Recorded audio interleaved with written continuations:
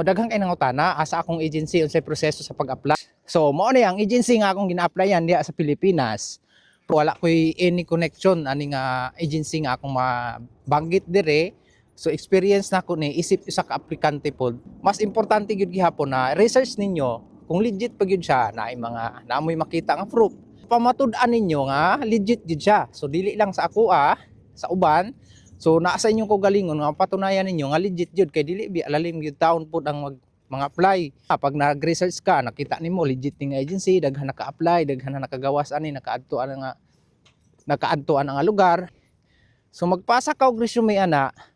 So base pud na kung unsa imong skill nga gina-applyan, like farming ba imong gina-applyan, construction. So unsa nga specific sa construction na mga scaffolding, welding. So unsa nga specific skill imong gi-applyan anang agency. So once na tawagan ka ana nila na screening. So usually mga pangutana ana nila about sa imong gi-applyan nga trabaho.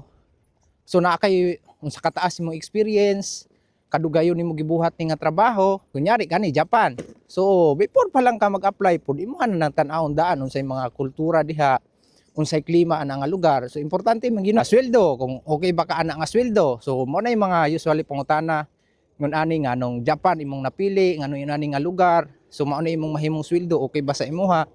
So mao na kadalasan nga pangutana. Halimbawa kani Japan imong target. So worth it ba ang pag-trainee diri o pagtrabaho diri sa Japan isip trainee? So para sa kuha, oo. Like mag-experience lang ka diri og 3 years or pila ka years ba imong gusto i-experience or pila ka years ba imong gusto i-experience dire. So dako kay siyang tabang. Nindot kayo kung experience nimo as trainee kay dili lang trabaho ang imuhang matun-an dire. Daghan kag mahibal-an na ma-mold nimo imong unsay kulang nimo sa imong kaugalingon.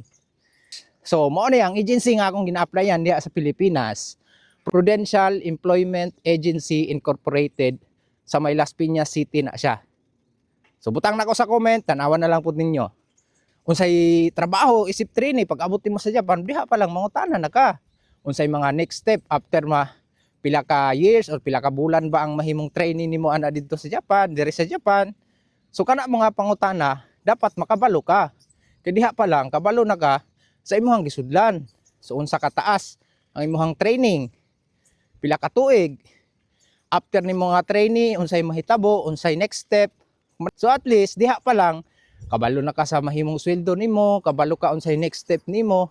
Kay kadalasan gyud uban ana sa ka-excited, hala sige tando ra, uban gani. Nahuman na lang kontrata, wa nakabalo unsay nakasulat sa kontrata.